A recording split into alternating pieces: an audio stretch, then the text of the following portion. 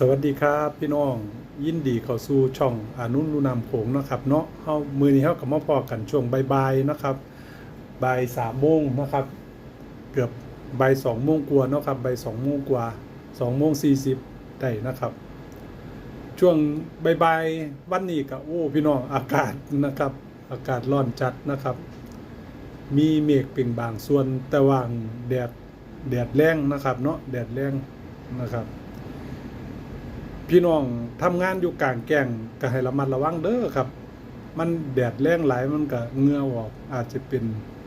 ฮิสโตรกได้นะครับฮิสโตรกเป็นลมแดดนั่นเองนะครับพี่น้องคือการที่เฮาทำงานอยู่กลางแจ้งโดยที่เป็นเวลาหลายๆนะครับแต่ทำงานอยู่กลางแจ้งเป็นเวลานานนะครับ2-3 ชั่วโมงนี่นะครับมันก็จะเฮ็ดให้เฮาเป็นลมแดดได้ครับพี่น้องมันร้อนเนาะเหงื่อออกหลายก็เฮ็ดให้เป็นลมแดดได้เพราะฉะนั้นให้ระมัดระวังเด้อครับพี่น้องเด้อ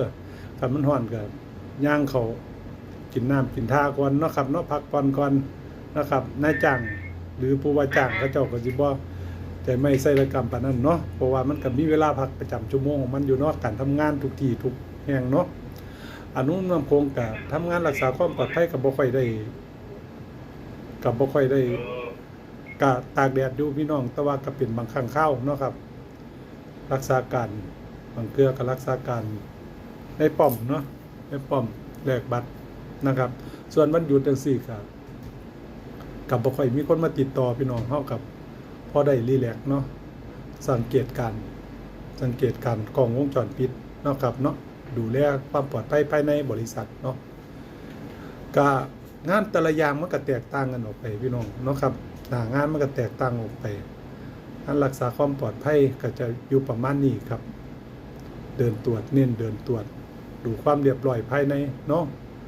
ส่วนงานอย่างอื่นก็เจ้ากันงานก่อสร้างงานตั้งนั่งร้านงานขายของงานอะไรมันก็แตกต่างกันไปแล้วแต่หน้างานมันจะเป็นจังไดเฮาจังไงเฮาก็ต้องเจออยู่แล้วความร้อนเนาะแต่ละมื้อเนาะครับส่วนแต่ละหน้านี่มันก็บ่คือกันบางเทื่อหน้าร้อนดังหน้าฝนนี่ก็อาจจะแฉะหน่อยนะครับการทำงานอาจจะได้ทำมั่งบ่ได้ทำมั่งนอกจากฝนตกเนาะบางงานก็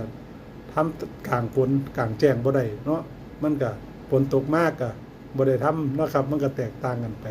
นี่คือหน้างานแต่ละคนเนาะครับเนาะอนุนคงก็มาเว้าเรื่องงานสู่กันฟังเนาะครับว่ามันเป็นจังได๋หน้างานแต่ละอย่างมันผิดพลาดกันเนาะคลิปหน้าพอกันไหมครับคลิปนี้ฝากตัวนี้เนาะครับเนาะสวัสดีครับ